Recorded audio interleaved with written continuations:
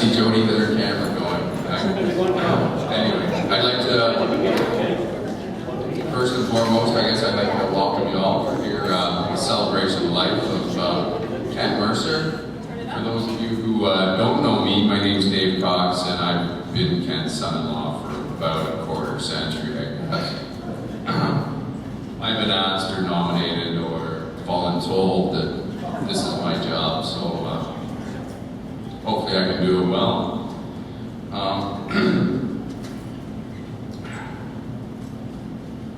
What can I say about Ken? He was a number of things.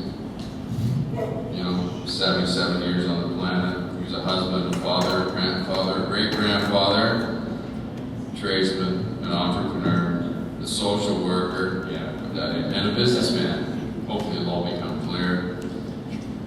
Just a few facts about Ken Mercer, my father-in-law.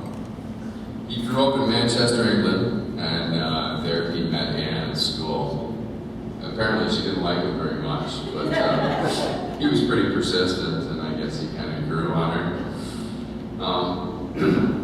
He left school at the age of 16 to become a carpenter, and that kind of defined a good part of the rest of his life. Ken was a very dedicated family man, and he was always searching for a better life for him and his family. To that end, he took the family and sailed to Australia as a 10-pound palm, is that right? And 3 kids in tow off to Australia.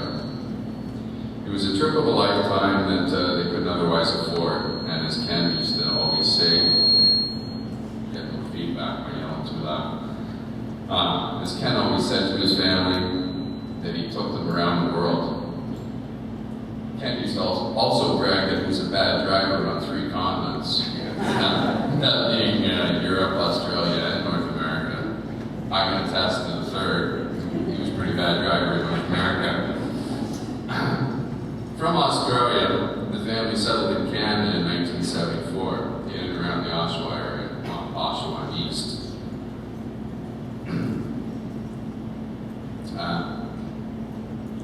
Ken, as you can see in the pictures over there, he definitely left his mark. Not only did he build one family home, he built 3. The first one was in Tarrant Court in Oshawa.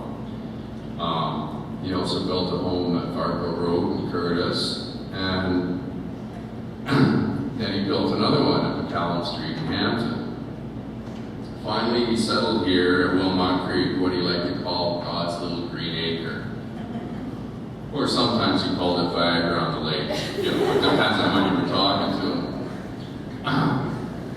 At Varco Road, he met Pat Good, and together they built up a business, Brick Can Renovations and Home Improvements.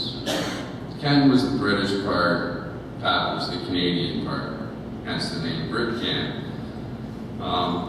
Anyway, they had that partnership for quite a number of years. It was an ongoing business venture, and eventually he sold it out to Pat.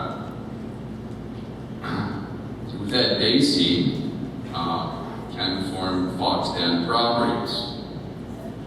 Now, Foxden bought old houses and renovated to what I like to say, he provided affordable social housing for those less privileged in and around the Oshawa area. Not to say that running rooming houses didn't have its challenges. Ken had to make a point of being there when the welfare checks came in to make sure that the rent was paid before it was spent on more, what did I put here? Sensual pursuits. He also worked with John Lindmash to provide mortgages to people who needed cash. Some of you might be wondering what the blue ribbon is all about, what it signifies. Well, blue was Ken's favorite color. It was also the color of one of his eyes.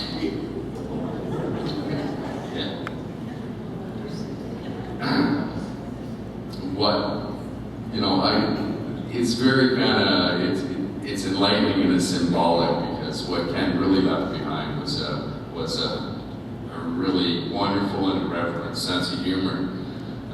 Very tongue-in-cheek. He loved to laugh. some of his humor was kind of uniquely British. For example, being a Canadian boy, I never knew what porkies were all about until, I met Ken and the Mercers. Now I'm saying, what's porkies? Most of you people probably know what porkies are, right? Ask me no questions, I'll tell you no porkies. Right? Porky pies, lies. Right? It's kind of a variation of the Cockney rhyming slang. Ken would send me, once I was working